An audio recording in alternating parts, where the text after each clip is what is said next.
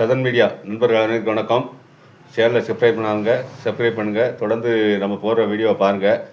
இன்றைக்கி பார்த்தீங்கன்னா தமிழக அரசியலில் பார்த்தீங்கன்னா டிவிக்கு சுற்றி தான் அரசியலே நடந்துக்கிட்டு இருக்குது. இத்தனைக்கு பார்த்தீங்கன்னா விஜய் சார் அவர்கள் கட்சியை ஆரம்பிக்கலை. ஆனால் இப்போ 2 வருஷம் தான் அது மாநாடு நடத்தி இப்போ ரோடு ஷோ நடத்தி பரப்புரை பண்ணிக்கிருக்காரு.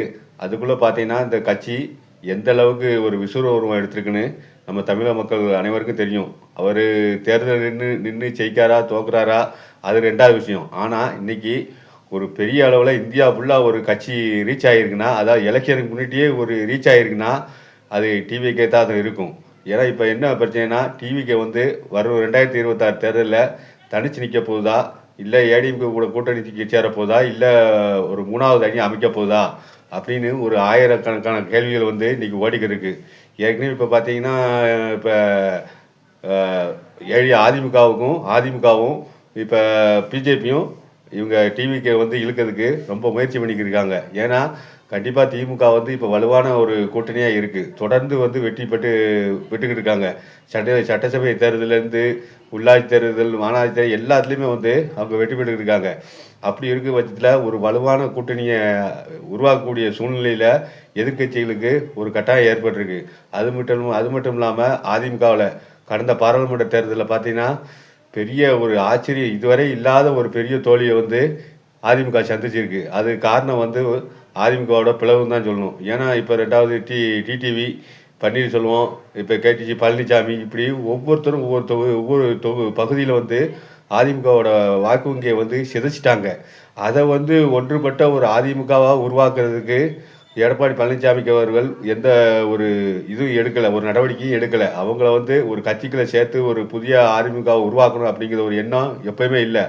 அதுக்கு மாறாக விஜய் ஒரு கட்சிகளை கொண்டு வந்துட்டால் கண்டிப்பாக நம்ம அதிமுக இந்த சட்டசபை தேர்தலில் ஒரு பெரிய மகத்தான வெற்றியை பெறும் அப்படின்னு அவர் கணக்கு போட்டிருக்காரு. ஆனால் இப்போ டிவிக்கு அதிமுக பிஜேபி இந்த 3 பேரும் சேர்ந்தாச்சுன்னா கண்டிப்பாக ஒரு பெரிய வெற்றிக்கு சாத்தியங்கள் நிறைய இருக்குது. அது யாராலையும் மறுக்க முடியாது. ஆனால் இந்த 3 பேரும் சேருவாங்களா அப்படிங்கிறது ஒரு ஆயிரக்கணக்கான கேள்விகள் இருக்குது. இப்போ 2வது அதிமுக டிவிக்கு கூட்டணி வச்சா கூட டிவிக்கு எத்தனை தொகுதி கொடுக்க முடியும்? கண்டிப்பாக குறைஞ்சபட்சம் 60 தொகுதி 70 தொகுதியாவது கண்டிப்பாக விஜய் சார் அவர்கள் கேட்பாங்க. ஏன்னா அவரோட இன்னைக்கு பார்த்தீங்கன்னா அவர் டிவிகே கட்சி பார்த்தீங்கன்னா எல்லா இடத்துலையுமே பரவிச்சு. எங்கே பார்த்தாலும் டிவிகேன்னு சொல்லி ஒரு பெரிய கரிஸ்மேட்டிக் லீடர் மாதிரி அவரை கொண்டு வந்துட்டாங்க. இப்போ கரூர் சம்பவம் நடந்திருக்கு. அது மட்டும் நடக்கலைன்னா இன்றைக்கி அதாவது டிவிகேயோட நிலைமை வேறு லெவலுக்கு போயிருக்கும். மக்கள்கிட்ட இன்னும் கொஞ்சம் ரீச் ஆகிருக்கும். இப்போ கரூர் துயர் சம்பவம் அந்த டிவிக்கு கட்சியே புரட்டி போடுங்கன்னு சொல்லணும். ஏன்னா அந்த கரூர் சம்பவத்துக்கு அப்புறம் அவங்களோட 2ஆம் கட்ட தலைவர்கள் ஓடி ஒளிஞ்சிருது.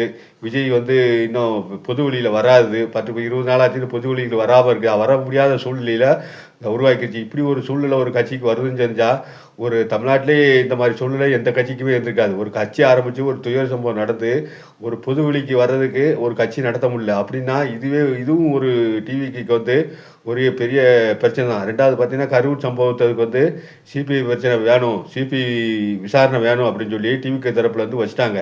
அப்படி வைக்கும்போது கண்டிப்பாக அது முறைப்படி இருந்தால் அது விசாரணை நடத்தி அந்த சிபிஐக்கு விசாரணைக்கு உகந்ததா இல்லைன்னு சொல்லி சுப்ரீம் கோர்ட்டில் விசாரணை நடத்தி கொஞ்சம் காலதாமதம் ஆகும். ஆனால் இப்போ இவருக்கு உடனடியாக சிபிஐ விசாரணை கொடுத்துருக்காங்க. பின்புலத்தில் பிஜேபி இருக்குது அப்படின்னு சொல்லி பல ஊடகங்கள் செய்தி வந்துக்கிட்டு இருக்குது.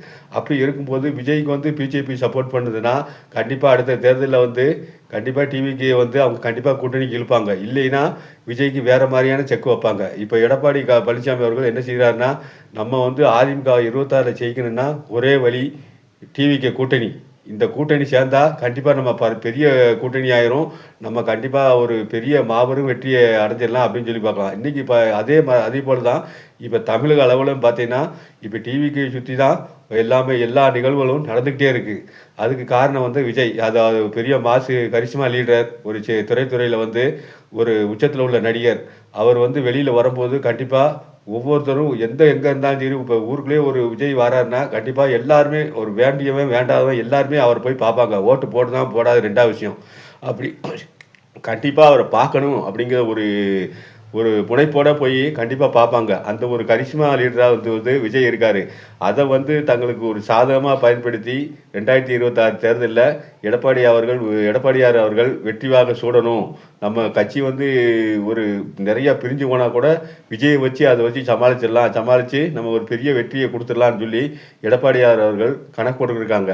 ஆனால் விஜய் அவர்கள் என்ன இதுவரைக்கும் அவர் வெளிப்படையாக சொல்லவே இல்லை. எப்பயுமே தாவேக்கா வந்து தனிச்சு போட்டியிடும், நம்ம கூட வாரவங்களுக்கு தான் பங்கு கொடுக்கணும்னு சொல்லி விக்கிரவாண்டி ஒரு மாநாட்டே வந்து சொல்லியிருக்காரு. கூட்டணி கட்சிகளுக்கு வரணும், கூட்டணிக்கு சேரலாம், அந்த கூட்டணி கட்சிகளுக்கு வந்து நாம் சில பதவிகளை கொடுக்கணும்னு சொல்லி விஜய் பேசியிருக்காரு. அப்படி இருக்கிற சூழ்நிலையில் விஜய் சார் வந்து இன்னொரு கட்சியோட கூட்டணி போவாரா அப்படின்னா அது கேள்விக்குறி தான். ஆனால் இப்போ உள்ள என்னால் என்ன சொல்கிறாங்கன்னா, இப்போ சிபிஐ விசாரணைக்கு உத்தரவிட்டது பிஜேபி அதிமுக வந்து இவங்க விஜயே எதிர்பார்க்காத அளவுக்கு அவங்க 2 கட்சியுமே சப்போர்ட் பண்ணுறாங்க. ரெண்டாவது இப்போ எடப்பாடியார் நடத்துகிற கூட்டங்களில் கூட தாவேக்காவினர் வந்து அவங்களோட கொடியை வந்து பிடிச்சிட்டு போகிறாங்க. அப்போ எடப்பாடியாரே சுட்டி காட்டுறாரு, அப்போ இதுக்கு ஒரு கூட்டணிக்கு ஒரு அச்சாரம் உருவாயிருச்சு அப்படின்னு சொல்லி அவரே வந்து ஒரு நிறைய கூட்டங்களை வந்து பேசுகிறார்.